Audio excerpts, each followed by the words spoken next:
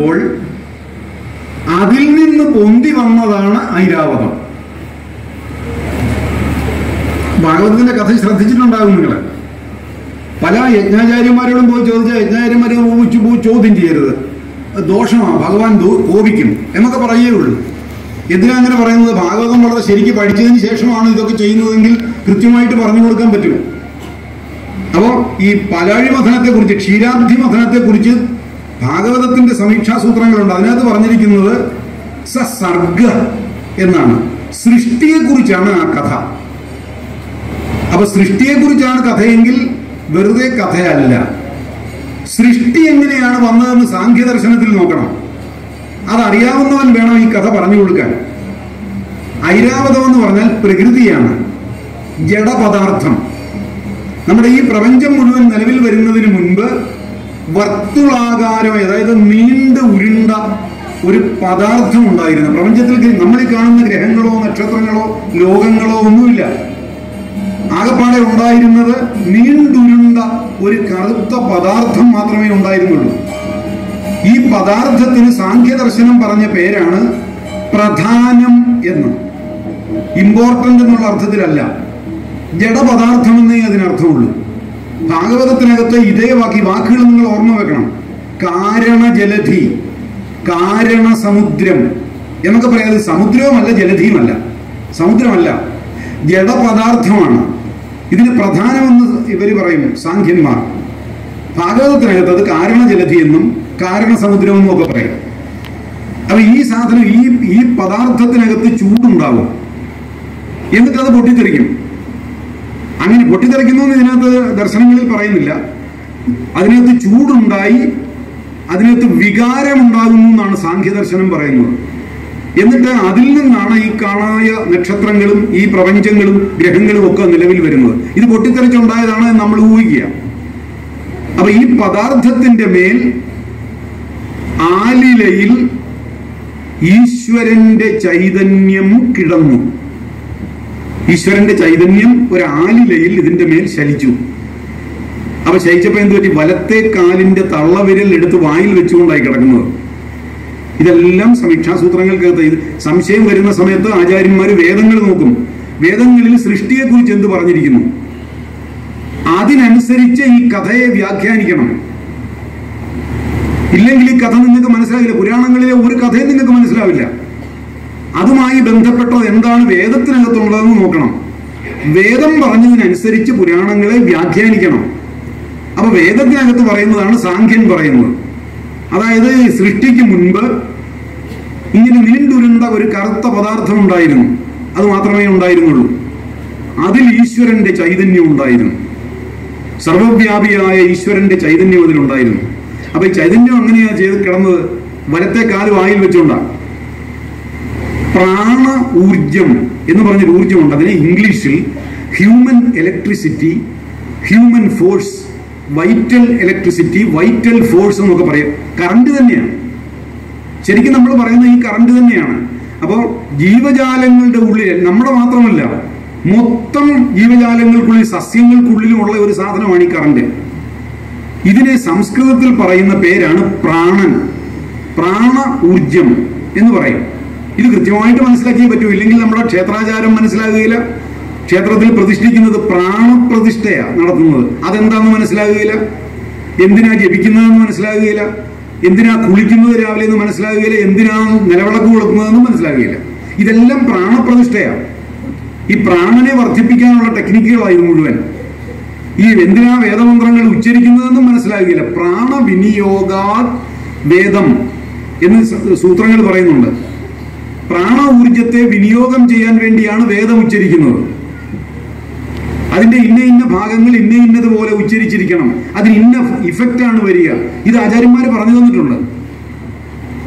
ഇത് വളരെ രഹസ്യമായ കാര്യമൊന്നുമല്ല. കുന്നംകുളത്തി എന്നാൽ നിങ്ങൾക്ക് പുസ്തകം കിട്ടും. ഋഗ്വിധാനം എന്ന് പറഞ്ഞൊരു പുസ്തകമുണ്ട്.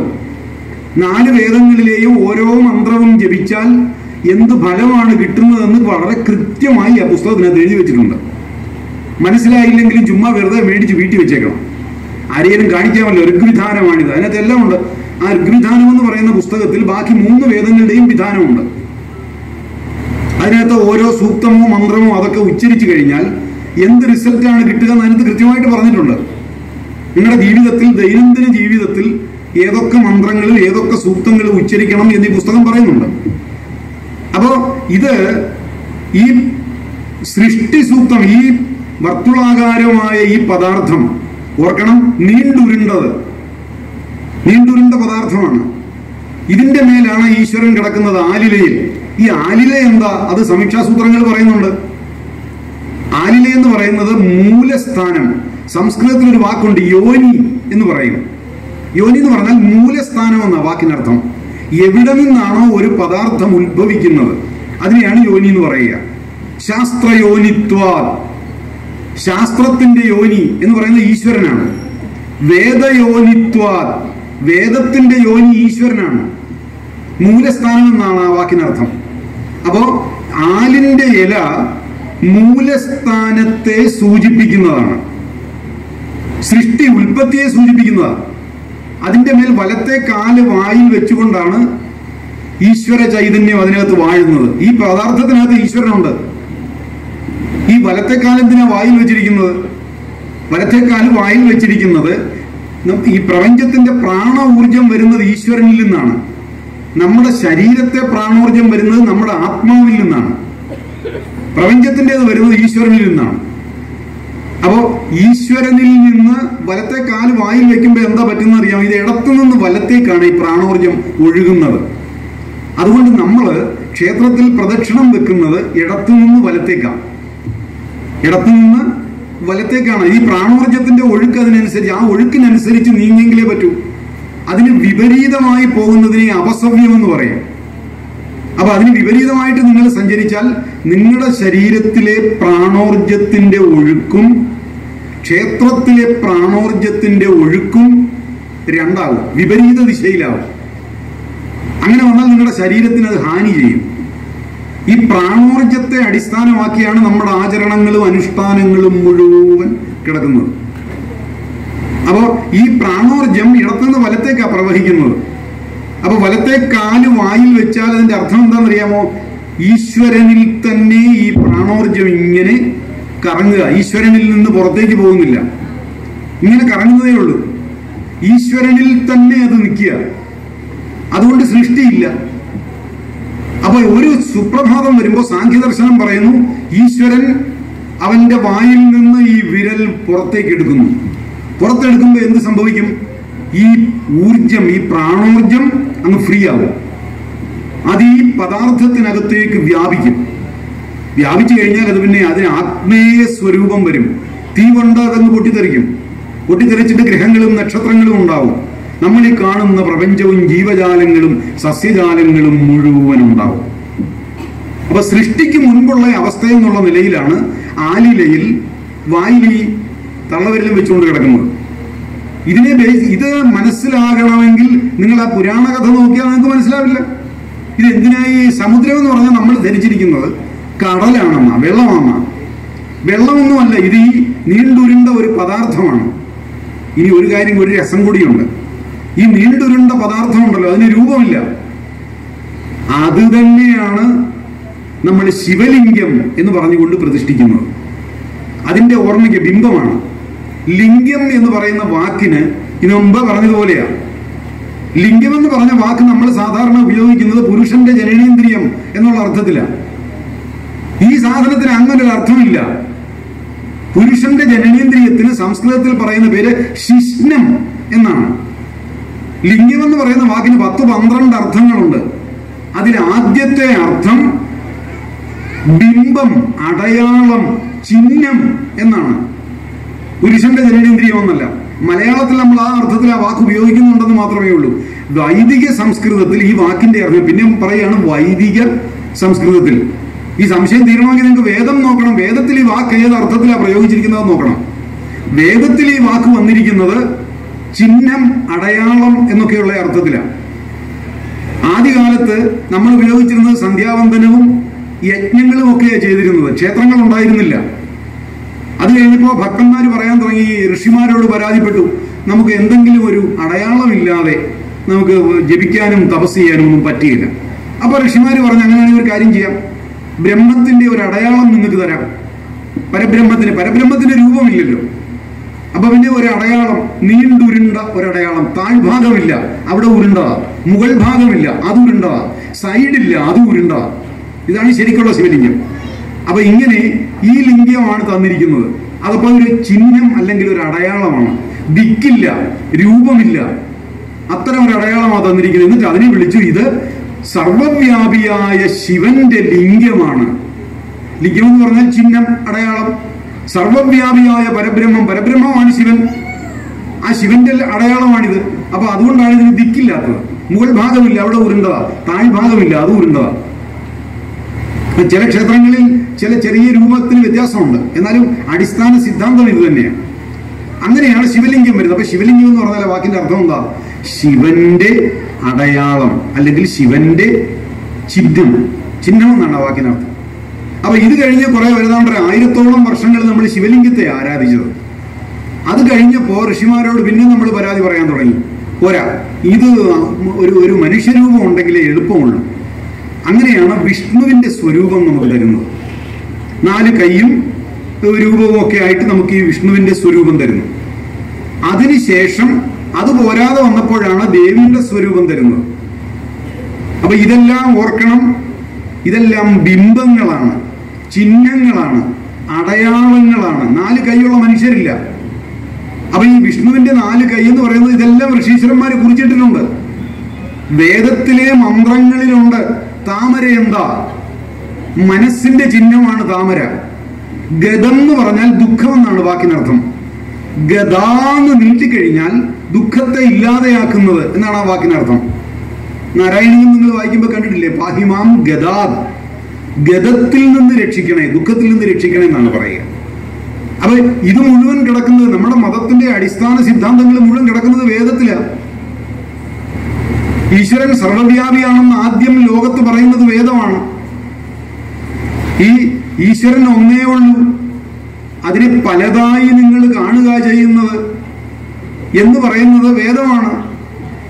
നിങ്ങൾക്കത് പലതായിട്ട് വേണേ നിങ്ങൾ കണ്ടോളൂ.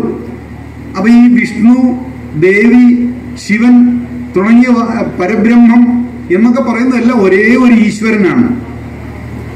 ഈശ്വരൻ ഈ കാണായ പ്രപഞ്ചത്തിന്റെ മുഴുവൻ അകവും പുറവും നിറഞ്ഞു നിൽക്കുന്ന ചൈതന്യത്തെയാണ് നമ്മൾ ഈ ഏകനായ ഈശ്വരൻ എന്ന് വിളിക്കുന്ന. അവന്റെ അടയാളങ്ങളാണ് ഈ ശിവലിംഗവും ഈ വിഷ്ണുവിന്റെ സ്വരൂപവും അവന്റെ കയ്യിലിരിക്കുന്ന ഗദയും സുദർശനവും. സുദർശനം എന്ന് പറഞ്ഞാൽ ജ്ഞാനമാണ്. സുദർശനം ജ്ഞാനമാണ്. താമര കയ്യിലിരിക്കുന്ന ജീവജാലങ്ങളുടെ മനസ്സാണ് താമര. ഇതെല്ലാം ബിംബങ്ങളാണ്. അത് എടുത്ത ആചാര്യന്മാർ പറഞ്ഞിട്ടുണ്ട്, ഇത് മുഴുവൻ ബിംബങ്ങളാണ്, ഇത് താമരയോ ഗദയോ ആണെന്ന് നിങ്ങൾ വിചാരിക്കരുത് എന്ന് കൃത്യമായി പറഞ്ഞിട്ടുണ്ട്. പക്ഷെ ഇത് അടുത്ത തലമുറയിലേക്ക് ഈ അറിവ് പകരാൻ നമുക്ക് പറ്റാതെ പോയി, അത്രേ ഉള്ളു കാര്യം. അപ്പോ ഇതിന് ശേഷമാണ്, ഈ ദേവതാ സ്വരൂപങ്ങൾക്ക് ശേഷമാണ് നമുക്കത് പോരാ, ബിംബം പോരാ. അപ്പൊ ഋഷിമാരുടെ അടുക്കൽ പിന്നെയും ചെന്ന് പരാതി പറഞ്ഞു, ഈ ബിംബം പോരാ, ഞങ്ങൾക്ക് വീണ്ടും നമ്മുടെ ജീവിതവുമായിട്ട് വളരെ അടുത്ത് നിൽക്കുന്ന എന്തെങ്കിലും ഒന്ന് ആരാധിക്കാൻ തരണം. അപ്പൊ ഋഷിധരന്മാര് പറഞ്ഞു, അങ്ങനെയാണെങ്കിൽ നിങ്ങളുടെ ഇടയിൽ വന്ന് ജനിച്ച് ജീവിച്ച് ശരീരം വിട്ട നിങ്ങളുടെ ഗുരുക്കന്മാരുണ്ടല്ലോ, ഗുരുസങ്കല്പം എന്ന് പറയും, ഗുരുക്കന്മാരെ നിങ്ങൾ അങ്ങ് ആരാധിച്ചു. അങ്ങനെയാണ് ശ്രീകൃഷ്ണൻ, പരമേശ്വരൻ, ദക്ഷിണാമൂർത്തി, കാലഭൈരവൻ, ഹനുമാൻ തുടങ്ങിയ ഗുരുസ്വരൂപങ്ങൾ വരുന്നത്. ഇവർ നമുക്കിടയിൽ വന്ന് ജനിച്ച് ജീവിച്ച് ശരീരം ഉപേക്ഷിച്ചു പോയ ഗുരുക്കന്മാരാണ്. അങ്ങനെയാണ് ഈ ഗുരുക്കന്മാരെ കിട്ടുന്നത്. അപ്പൊ ഋഷീശ്വരന്മാർ പറഞ്ഞു, നിങ്ങൾ ഗുരുക്കന്മാരെ ആരാധിച്ചോ, ഗുരുവിനെ ആരാധിക്കാം. നിങ്ങൾ ഈശ്വരനെ ആരാധിച്ചാൽ എന്ത് കിട്ടുമോ അത് നിങ്ങൾക്ക് ഗുരുവിനെ ആരാധിച്ചാലും കിട്ടും, ആരാധിച്ചോളാൻ പറഞ്ഞു. അപ്പൊ നമുക്ക് വളരെ എളുപ്പമായി. നമ്മളോടൊപ്പം ജനിച്ച് ജീവിച്ച് ശരീരം ഉപേക്ഷിച്ച ഗുരുക്കന്മാരെ നമുക്ക് സങ്കല്പിക്കാൻ ബുദ്ധിമുട്ടില്ല. അങ്ങനെ തുടങ്ങി. അപ്പൊ ഇതിനകത്ത് ഒരു ചെറിയ പ്രശ്നം ഇതിൽ വന്നു. ഗുരുവിനെ സങ്കല്പിക്കുമ്പോൾ നമ്മൾ ഒരു വ്യക്തിയെ സങ്കല്പിക്കുക. അപ്പൊ വ്യക്തിയെ സങ്കല്പിച്ചാൽ ആദ്യഘട്ടത്തിൽ കുഴപ്പമൊന്നുമില്ല.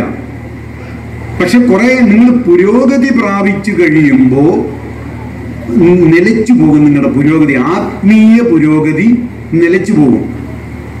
ഇത് കുറച്ചുകൂടെ ജിജ്ഞാസയുള്ള സാധകന്മാരോട് പറഞ്ഞെങ്കിലേ അവർക്കിത് മനസ്സിലാവുള്ളൂ. എന്നാലും ഞാനങ്ങ് പറയാം, നിങ്ങളുടെ ഇടയിൽ ആരെങ്കിലും സാധകന്മാരുണ്ടോ ഇല്ലയോ എന്ന് എനിക്ക് അറിയില്ലല്ലോ. അതുകൊണ്ടങ്ങ് പറയുക, അതായത് നമ്മൾ വ്യക്തി രൂപത്തിൽ ഈശ്വരനെ ആരാധിച്ചു കഴിഞ്ഞാൽ ഒരളവ് വരെ ഉയർന്നു കഴിയുമ്പോൾ നമ്മുടെ ഈ പുരോഗതിക്ക് തടസ്സമുണ്ടാകും. അപ്പൊ നമ്മൾ സർവവ്യാപിയായ പരബ്രഹ്മത്തെ തന്നെ ധ്യാനിക്കേണ്ടി വരും. എങ്കിലേ പിന്നെ മുമ്പോട്ട് പോകാൻ പറ്റൂ. ഇതിന് ഋഷീശ്വരന്മാരൊരു വേല പറഞ്ഞു തന്നു. മിശ്രം എന്ന് പറഞ്ഞൊരു ആരാധനാ രീതി തന്നു. മിശ്രം എന്ന് പറഞ്ഞാൽ പരബ്രഹ്മത്തിന്റെ രൂപം, ഗുരുവിന്റെ സങ്കല്പം. അപ്പൊ വിഷ്ണുവിനെ പ്രതിഷ്ഠിക്കുന്നു, ചതുർബാഹുവായ വിഷ്ണുവിനെ പ്രതിഷ്ഠിക്കുന്നു. അത് പരബ്രഹ്മമാണ്. പക്ഷെ നമ്മളവിടെ ആരാധിക്കുന്നത് ആരെയാ? കൃഷ്ണനെയാണ്. അപ്പൊ ബ്രഹ്മത്തിന്റെ സ്വരൂപവും ഗുരുവിന്റെ സങ്കല്പവും, ഇതിനെയാണ് ആചാര്യന്മാർ മിശ്രം എന്ന് പറയുക. ഈ ക്രമം നിങ്ങൾ മനസ്സിൽ നിന്ന് കളയരുത്. നമ്മുടെ അടിസ്ഥാന സിദ്ധാന്തമാണ്. അതായത് ഒന്നാമത്തേത് പരബ്രഹ്മം, പരബ്രഹ്മ സ്വരൂപം. അതായത് ശിവൻ, വിഷ്ണു, ദേവി, ഗണപതി, ശാസ്താവ്, ഈ 5 എണ്ണത്തിനെയാണ് ബ്രഹ്മബിംബങ്ങൾ എന്ന് പറയുക. 5 എണ്ണം ബ്രഹ്മം, പരബ്രഹ്മം തന്നെയാണ്. രണ്ടാം ഘട്ടത്തിൽ നമ്മൾ എന്ത് ചെയ്തു? ഗുരുവിനെ കൂടി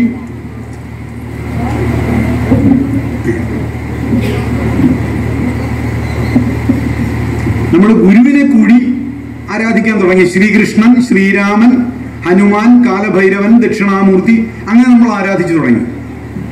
അപ്പൊ ഇതിനെ ഗുരുസങ്കല്പം എന്ന് പറയും. ആദ്യത്തേത് മൂലസങ്കല്പം, രണ്ടാമത്തേത് ഗുരുസങ്കല്പം, മൂന്നാമത്തേത് മിശ്രം. അതായത് ഗുരുവും പരബ്രഹ്മവും കൂടെ ചേർന്നത്, വിഷ്ണുവും കൃഷ്ണനും ചേർന്നത്, അല്ലെ വിഷ്ണുവും രാമനും ചേർന്നത്. രണ്ടാമത്തേത് ശിവനും ദക്ഷിണാമൂർത്തിയും ചേർന്ന, രണ്ടും രണ്ടുപേരായിരുന്നു. നമ്മൾ രണ്ടിനെയും ഗുരുവും പരബ്രഹ്മവും, ശിവനും ദക്ഷിണാമൂർത്തിയും, അല്ലെ ശിവനും കാലഭൈരവനും, അങ്ങനെ ചേർന്നത്, ഇതിനെയാണ് മിശ്രം എന്ന് പറയുക. ഒറിജിനൽ ശാസ്താവ് എന്ന് പറയുന്നത് പരബ്രഹ്മമാണ്. അയ്യപ്പൻ എന്ന് പറയുന്നത് പന്തളത്ത് രാജകുടുംബത്തിൽ വന്ന് ജനിച്ച അവതാരമൂർത്തിയായ ഗുരുവാണ്. അപ്പൊ ഗുരുവിനെയും ബ്രഹ്മത്തെയും നമ്മൾ അങ്ങ് മിക്സ് ചെയ്യുക, ഒരുമിച്ച് ചേർക്കുക. അങ്ങനെ ശാസ്താവ്. ഗണപതി എന്ന് പറയുന്നതും പരബ്രഹ്മമാണ്. അപ്പോ ഇങ്ങനെ പരബ്രഹ്മത്തെയും ഗുരുവിനെയും കൂടെ ഒരുമിച്ച് നമ്മൾ സങ്കല്പിക്കാൻ തുടങ്ങി. അപ്പൊ ഇതിനെ മിശ്രം എന്ന് പറയും. ഇവിടം കൊണ്ട് നമ്മുടെ ആരാധനയുടെ രീതി അവസാനിച്ചു. ഇതിന് പുറത്ത് ചില സാധനങ്ങളുണ്ട്. ഇതിന് ആചാര്യന്മാര് വിളിക്കുന്ന പേര് മിഥ്യാശ്രയം എന്നാണ്. മിഥ്യാശ്രയം എന്ന് പറഞ്ഞാൽ ഇതുള്ളതല്ല, നിങ്ങൾ ചുമ്മാ സങ്കല്പിച്ചുണ്ടാക്കുന്നതാ. ക്ഷേത്രങ്ങളിൽ മിഥ്യാശ്രയങ്ങളുണ്ട്, പറഞ്ഞാൽ ഭയങ്കര പ്രശ്നം ഉണ്ടാവും. അപ്പോൾ അതുകൊണ്ട് എനിക്ക് പറയാൻ മടിയുണ്ട്. ആറുകൊല, പിന്നെ രക്ഷസ്, അറുകൊല, ഭൂതം, പ്രേതം, ഇങ്ങനെയൊക്കെ പറഞ്ഞ് കുറെ സാധനങ്ങളുണ്ട്. അപ്പൊ ഈ സാധനങ്ങളെയൊക്കെ ആചാര്യന്മാർ വിളിക്കുന്ന മിഥ്യാശ്രയമെന്നാണ്. ഇത് ഭഗവാൻ അർജുനനോട് പറയുന്നുണ്ട്, നീ ഏത് സങ്കല്പത്തിലാണോ എന്നെ വിളിക്കുന്നത്, ഞാൻ അതുപോലെ നിന്നോട് പെരുമാറും. യോ യഥാ മാം പ്രപദ്യന്തേ താം തഥൈവ ഭജാമ്യഹം. നീ അറുകൊലയാണ് എന്ന സങ്കല്പത്തിൽ അവിടെ കൊണ്ടുവന്ന് പ്രതിഷ്ഠിച്ചാൽ അറുകൊല പെരുമാറുന്നത് പോലെ ഞാൻ നിന്നോട് പെരുമാറിക്കളെ. അപ്പൊ ഈ വാസ്തവത്തിൽ ഈ അറുകൊല അവിടെ ഉള്ളതല്ല, നിങ്ങൾ ആ സങ്കല്പം എടുക്കുന്നത് കൊണ്ട് അറുകൊലയുടെ മാതിരി നിങ്ങളോട് പെരുമാറുന്നതാ. എന്തിനാ? ഒറിജിനൽ കൃഷ്ണൻ ഉള്ള സമയത്ത് നിങ്ങൾക്ക് ഒറിജിനൽ കൃഷ്ണൻ പോരെ, എന്തിനാ ഈ അറുകൊലയുടെ പുറകെ പോകുന്നത്? ഇതിനെയാണ് ആചാര്യന്മാര് മിഥ്യാശ്രയം എന്ന് പറയുന്നത്. ബ്രഹ്മരക്ഷസിനെ കൊണ്ട് പ്രതിഷ്ഠിക്കാറുണ്ട്. ബ്രഹ്മരക്ഷസ് എന്ന് പറയുന്നത് ബ്രാഹ്മണരാരെങ്കിലും മരിക്കുന്നവരാണെന്നാണ് സങ്കല്പം. വാസ്തവത്തിൽ അതല്ല. വാസ്തവത്തിൽ ആ ക്ഷേത്രവുമായി ബന്ധപ്പെട്ട തന്ത്രി കുടുംബങ്ങളിൽ നിന്ന് ഉപാസകന്മാരായ തപസ്വികളായ വ്യക്തികളുണ്ടാവും. അവർ മരിച്ചു കഴിയുമ്പോൾ ഇവരെ കളയാൻ പറ്റില്ല. അതുകൊണ്ട് അവരെ സങ്കല്പിച്ച് പ്രതിഷ്ഠിക്കും. പക്ഷെ പ്രതിഷ്ഠിച്ചു കഴിഞ്ഞാൽ ഒരു ദോഷമുണ്ട്. ഇത് ഏതായാലും ശരീരം വിട്ട ആത്മാവാണ്. അതിനെ ആരാധിക്കാൻ നിയമമില്ല. പലതും നമ്മൾ കാലം കഴിയുമ്പോൾ മറ്റു മതങ്ങളിൽ നിന്നും മറ്റു ആൾക്കാർ പറയുന്നതും കേട്ട് കടമെടുക്കുന്ന ഒരുപാട് കാര്യങ്ങളുണ്ട്. ഇതൊന്നും നമ്മുടെ ഭാഗമല്ല. അതാ ഞാൻ പറഞ്ഞത്, ഇതെല്ലാം വേദങ്ങളിൽ പറഞ്ഞിട്ടുണ്ടോ? വേദങ്ങളിൽ അങ്ങനെ പ്രേതാത്മാവിനെ ആരാധിക്കാൻ പറഞ്ഞിട്ടില്ല. അതുകൊണ്ട് നമ്മൾ ആരാധിക്കേണ്ട കാര്യമില്ല. പിന്നെ എന്തിനാ ഇത്? ബ്രാഹ്മണർക്ക് ഇതറിയാം, ഈ ബ്രഹ്മരക്ഷസിനെ കൊണ്ടുവന്ന് ആരാധിക്കരുതെന്ന് അവർക്കറിയാം. അതുകൊണ്ട് അവർ ചെയ്യുന്ന പണി, ഈ ബ്രഹ്മരക്ഷസിനെ പ്രതിഷ്ഠിച്ച് കഴിയുമ്പോൾ അവിടെ പൂജിക്കാൻ, അവിടുത്തെ ബ്രഹ്മരക്ഷസിന്റെ പ്രസാദം അറിയാമല്ലോ, പാൽപായസമാണ്. ബ്രഹ്മരക്ഷസിന്റെ മൂലമന്ത്രം എന്താണെന്നറിയാമോ? ഓം നമോ നാരായണായ ഈ സങ്കല്പം എടുക്കുന്നത് വിഷ്ണുവിൻ്റെ തന്നെയാണ്. രക്ഷസിനെ പ്രതിഷ്ഠിച്ചിരിക്കുന്നു എന്നാണ് നമ്മൾ സങ്കല്പിക്കുക. പഴയകാലത്ത് ആചാര്യന്മാർക്ക് അറിയാമായിരുന്നു രക്ഷസിനെ അകത്ത് പ്രതിഷ്ഠിക്കരുതെന്ന്. അതുകൊണ്ട് അവരതിന് ചെയ്തത് വിഷ്ണുവിന്റെ സങ്കല്പത്തിൽ പ്രതിഷ്ഠിച്ചതിന് ശേഷം വിഷ്ണുവിന്റെ മൂലമന്ത്രം ഉപയോഗിക്കുകയും വിഷ്ണുവിന്റെ നിവേദ്യം ഉപയോഗിക്കുകയും ചെയ്യും. ചില പ്രദേശങ്ങളിൽ വിഷ്ണുവിനെ ഈ രക്ഷസിനെ മതിൽക്കെട്ടിനകത്ത് പ്രതിഷ്ഠിക്കില്ല. തമിഴ്നാട്ടിലെ ചില ക്ഷേത്രങ്ങളിൽ ചെന്നപ്പോൾ ഞാൻ ഇവിടെ ഒരു കന്യാകുമാരി ചെന്ന സമയത്ത് അവിടുത്തെ തന്ത്രി അവിടെ ഉണ്ടായിരുന്നു ഭാഗ്യത്തിന്. ഞാൻ അദ്ദേഹത്തോട് ചോദിച്ചു, ഈ രക്ഷസ് എന്നൊരു സങ്കല്പമില്ല, ഇവിടെ അതൊന്നുമില്ല. രക്ഷസ് എന്ന് പറഞ്ഞു കഴിഞ്ഞാൽ നമ്മൾ ഇതിനകത്ത് കയറ്റുകയില്ല, അതൊന്ന് പുറത്തു കൊണ്ടുപോകും. പണ്ട് കാലത്ത് ഒരാൾ മരിച്ചു കഴിഞ്ഞാൽ സൂര്യാസ്തമയത്തിന് മുമ്പേ ശവം ദഹിപ്പിക്കുമായിരുന്നു. ഇപ്പൊ നമ്മളത് കൊണ്ടുവന്ന് ഫ്രിഡ്ജിനകത്ത് വെക്കും. ഇത് ഹീനമാണ്. ഇതൊരിക്കലും നമ്മുടെ കൾച്ചറിന്റെ ഭാഗമല്ല. അതുപോലെ നമ്മുടെ കൾച്ചറിന്റെ ഭാഗമല്ലാത്ത ഒരു സാധനമുണ്ട്. മരിച്ച് ശവം കിടന്നു കഴിഞ്ഞാൽ അന്ത്യചുംബനം കൊടുക്കുക എന്ന് പറയും. ഈ ശവത്തെ പോയി ഉമ്മ വെക്കുക. ഇത് ഏത് കൾച്ചറാണ്? ആത്മാവ് ശരീരത്തിൽ നിന്ന് വിട്ടുപോയി കഴിഞ്ഞാൽ ഈ ആത്മാവിനൊക്കെ ഈ ശരീരത്തെ നിങ്ങൾ ഉമ്മ വെച്ചിട്ട് എന്ത് ചെയ്യാൻ? ഇത് വിഹിതമല്ല, വേദവിഹിതമല്ല. ഇത് ചെയ്യരുതാത്ത കാര്യമാണ്. ഇത് പിന്നെ ആരാ ചെയ്യുന്നത്? ഇത് ക്രിസ്ത്യാനികളുടെ പണിയായത്. അവരാണ് ഇത് കൊണ്ടുവന്ന് വെക്കുമ്പോൾ അന്ത്യചുംബനം കൊടുക്കുന്നത്. ഇത് നമ്മളെ സങ്കല്പിച്ചിടത്തോളം ഈ ശരീരത്തിൽ നിന്ന് ആത്മാവ് വിട്ടുകഴിഞ്ഞാൽ അത് അന്തരീക്ഷത്തിലുണ്ട്. 41 ദിവസക്കാലത്തേക്ക് ഇത് അന്തരീക്ഷത്തിലുണ്ടാവും. അപ്പോ അന്തരീക്ഷത്തിൽ ഉണ്ടാകുന്നതുകൊണ്ട് ആത്മാവ് ഇത് കണ്ടോണ്ടിരിക്കുക. നിങ്ങൾ ഈ ശവത്തെ ഉമ്മ വെക്കുന്നത് ആത്മാവ് അങ്ങ് വിടുക ചെയ്യുന്നത്. ശരീരം വിട്ടുകഴിഞ്ഞു. അപ്പൊ ഇത് മലിനമായി. അതിനി അടുത്ത ജന്മത്തേക്ക് പോവുക ചെയ്യുന്നത്. അതിനൊരു നിയമമുണ്ട്. ഈ അടുത്ത ജന്മത്തേക്ക് പോകുന്നതിന് 41 ദിവസം മണ്ഡലകാലം എന്ന് പറയും. മണ്ഡലം എന്ന് പറഞ്ഞാൽ 41 ദിവസം എന്നേ അർത്ഥമുള്ളൂ. അതായത് വൃശ്ചികം മുതലുള്ള 41 ദിവസമൊന്നല്ല. ഏത് 41 ദിവസത്തിന്റെ കാലയളവിനും പറയുന്ന പേര് മണ്ഡലം എന്നാണ്. അപ്പൊ ഈ ഒരു മണ്ഡലകാലം ഈ ആത്മാവ് അവിടെ ഉണ്ടാകും. ആത്മാവ് അവിടെ ഉണ്ടാകുന്നതിന് ചില നിയമങ്ങളുണ്ട്. അതായത് മരണത്തെ 2-3 തിരിച്ചിട്ടുണ്ട്. ഒന്നാമത്തേത് പക്വം. പക്വം എന്ന് പറഞ്ഞാൽ 60 വയസ്സിന് ശേഷമുള്ള മൃത്യു. അപക്വം 60 വയസ്സിന് മുൻപുള്ള മൃത്യു. ഏറ്റവും ഇളയ കുട്ടിയുടെ വിവാഹം നടന്നതിന് ശേഷമുള്ള മൃത്യു ആണെങ്കിൽ അതിന് പക്വം എന്നാണ് പറയുക, പാകമായത്. അല്ലെങ്കിൽ അതിന് അപക്വം എന്ന് പറയും. അപക്വത്തിനകത്താണ് അപമൃത്യു, അപകടം കൊണ്ടുണ്ടാകുന്ന മരണം, അതുപോലെയൊക്കെയുള്ള സാധനങ്ങൾ, ആയുസ്സെത്താതെയുള്ള മരണങ്ങളൊക്കെ വരുന്നത് അതിനകത്ത്. അതേസമയം 1000 പൂർണ്ണചന്ദ്രന്മാരെ കണ്ടതിന് ശേഷമുള്ള മൃത്യുവിന് പറയുന്ന പേരാണ് പുണ്യമൃത്യു. 84 വയസ്സിന് ശേഷം വരുന്ന മൃത്യുവിനെ പുണ്യമൃത്യു എന്നാണ് പറയുക. എന്തിനാ ഇങ്ങനെ പറയുന്നതെന്നറിയാമോ? ഇങ്ങനെയുള്ള മൃത്യുവിന് ആത്മാവിന്റെ ഗതി തീരുമാനിക്കുന്നത് അതിന്റെ മൃത്യുവിന്റെ സ്വഭാവം കണ്ടിട്ടാണ്.